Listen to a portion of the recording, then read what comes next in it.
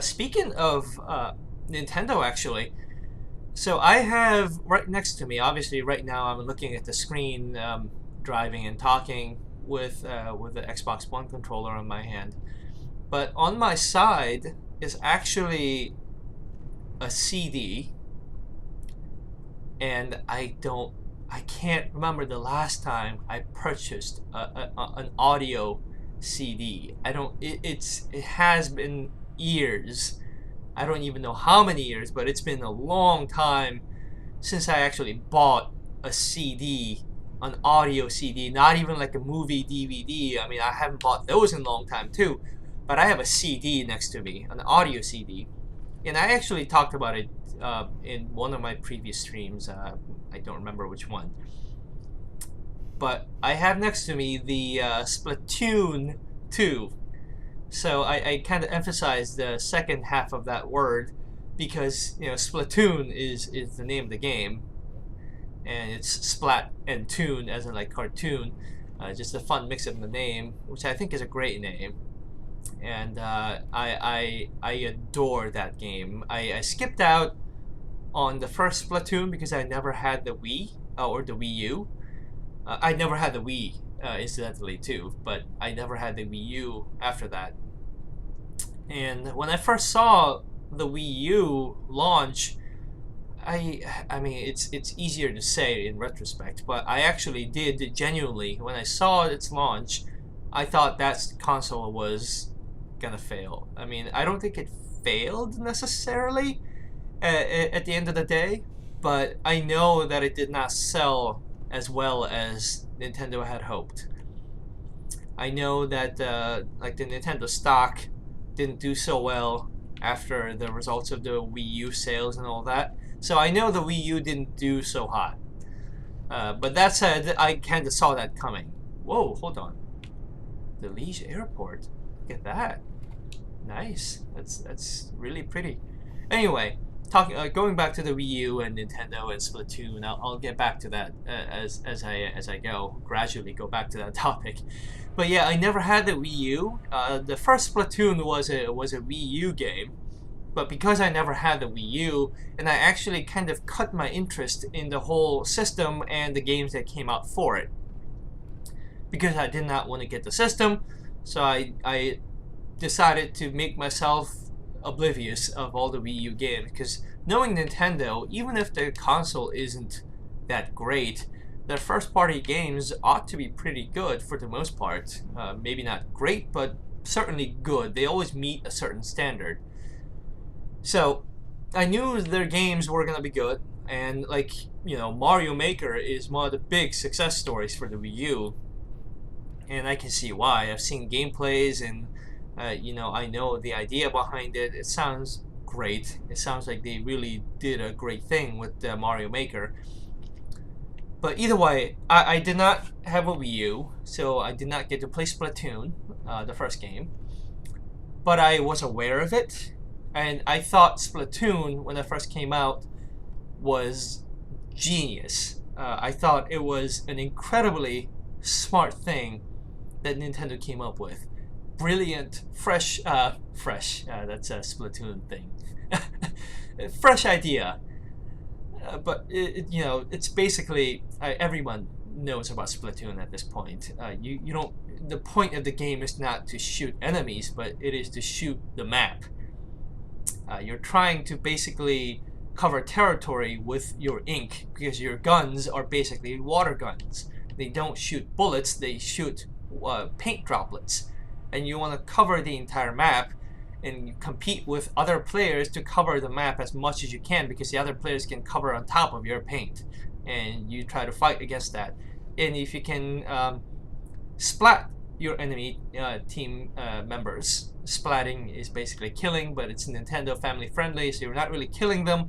But when you cover the enemy player with your paint, then they are splatted, and there's a little respawn gap, and then they respawn there, and the typical shooter style.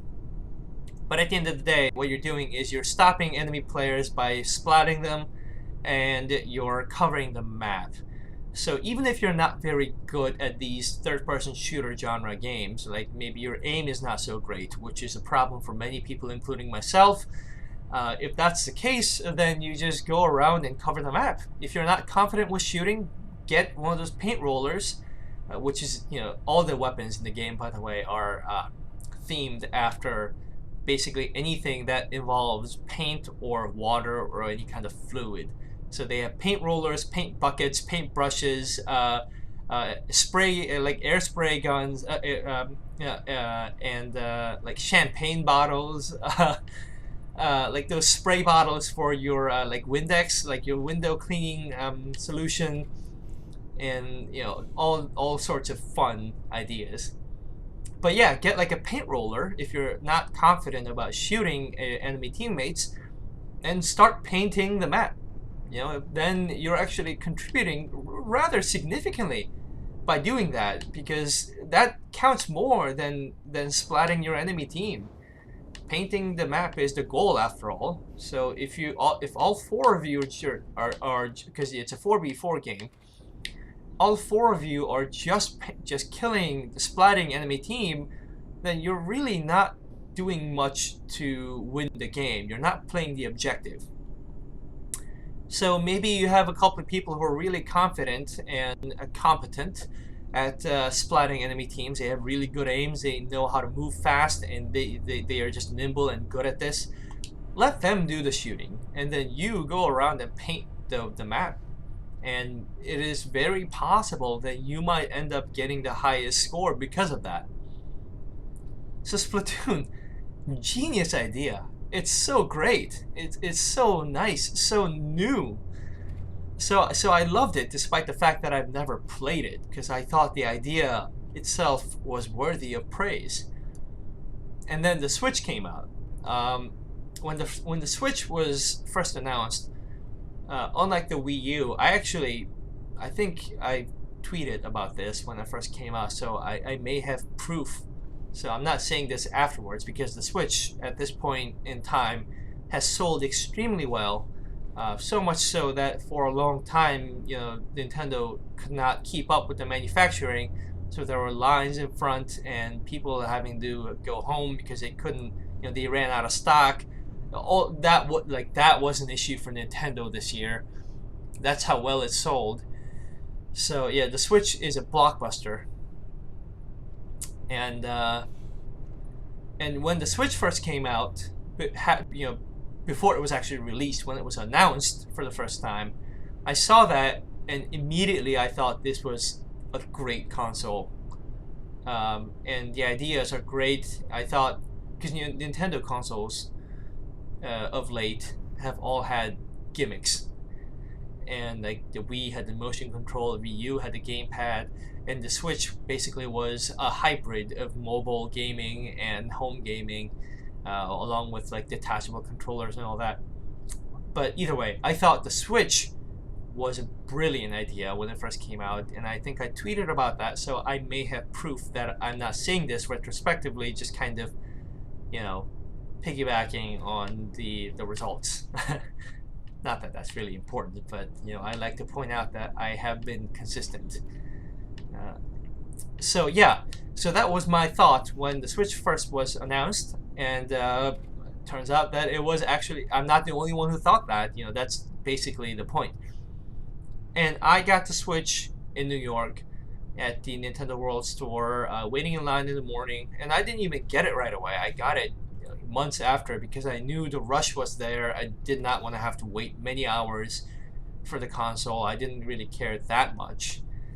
And at the time, early in the launch, it didn't really have many games, and that was kind of the joke. The Switch was great, but Switch had no games.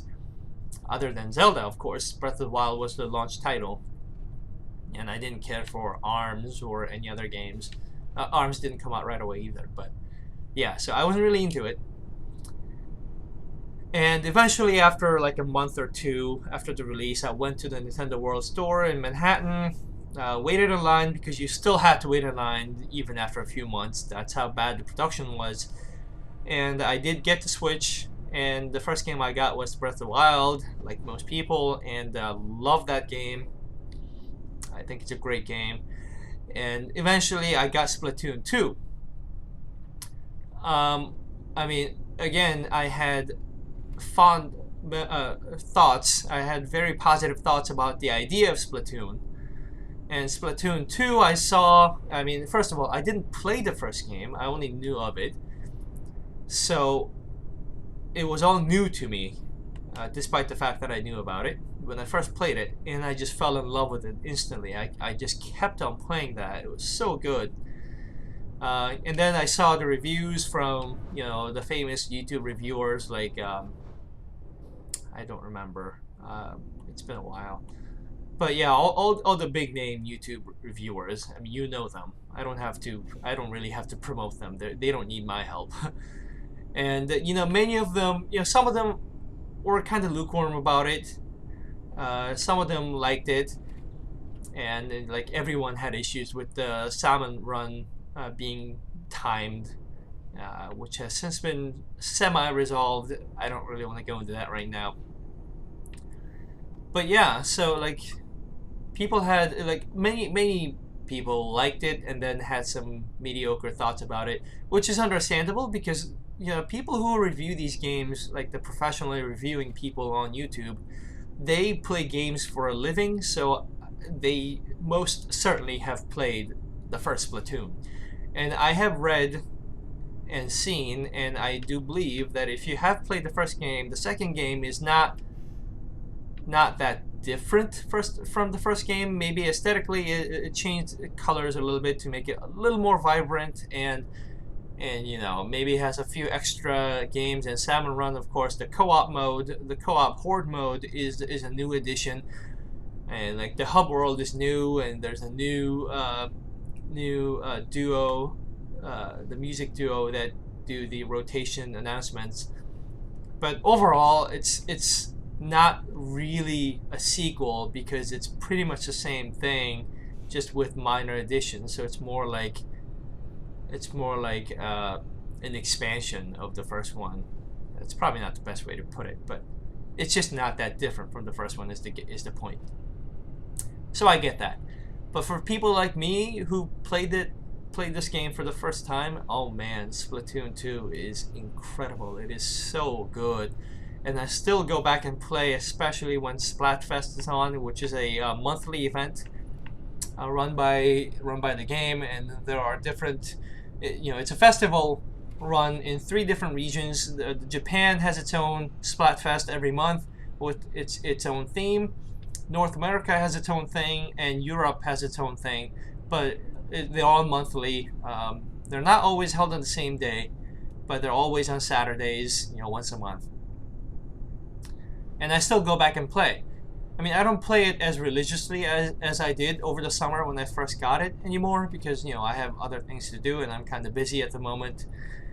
But when it's Splatfest, I will actually make time to participate in Splatfest. I don't want to go into detail about that. Maybe I'll talk about it in the future, but if you're really interested, you can look it up yourself. It's a great event to participate in. It really feels like a real happening thing.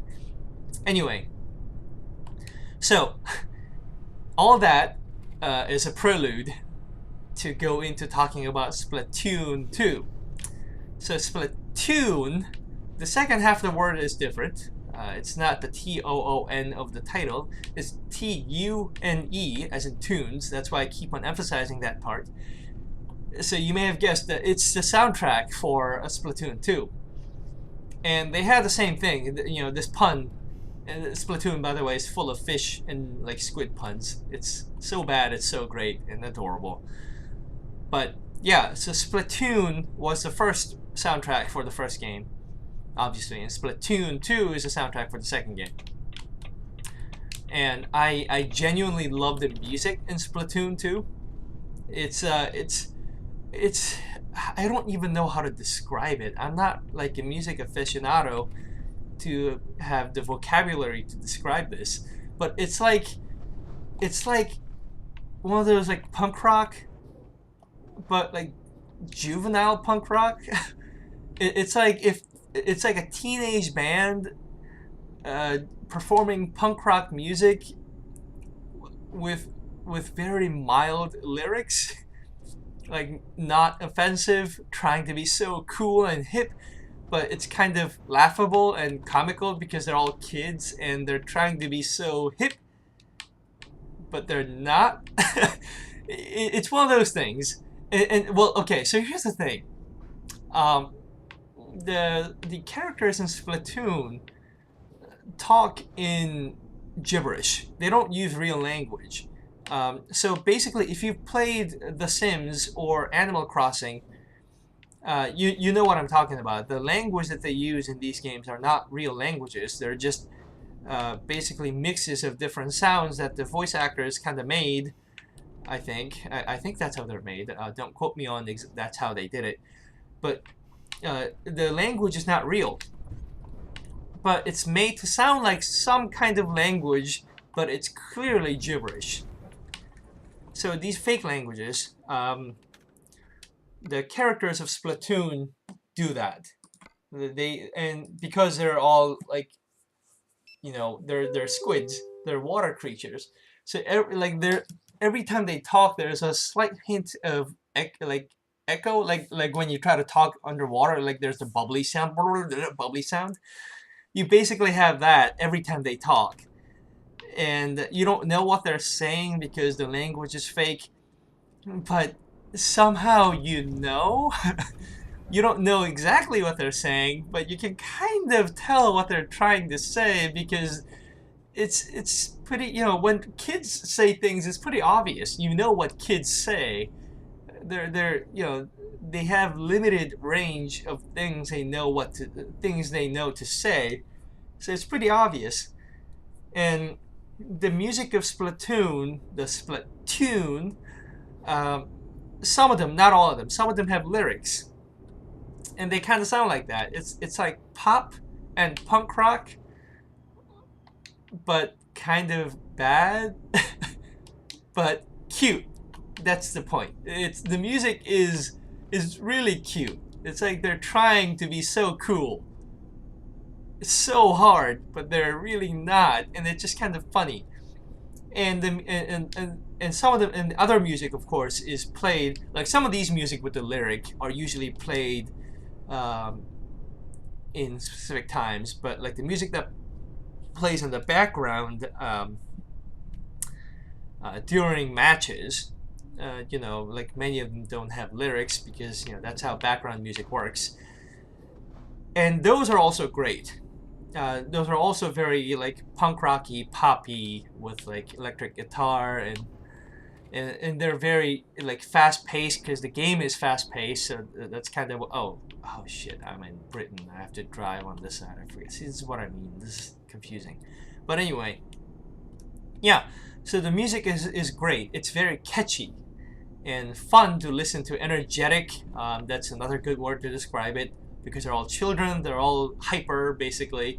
And it's just fun to listen to. And I adore the music along with the game. I love everything about Splatoon. I love the community. I love the fan arts. I love everything about Splatoon. So I ended up purchasing Splatoon 2 because I was so into it. And I've actually been listening to basically the ripped version of the music because that was the only thing that was available. But I want to contribute monetarily.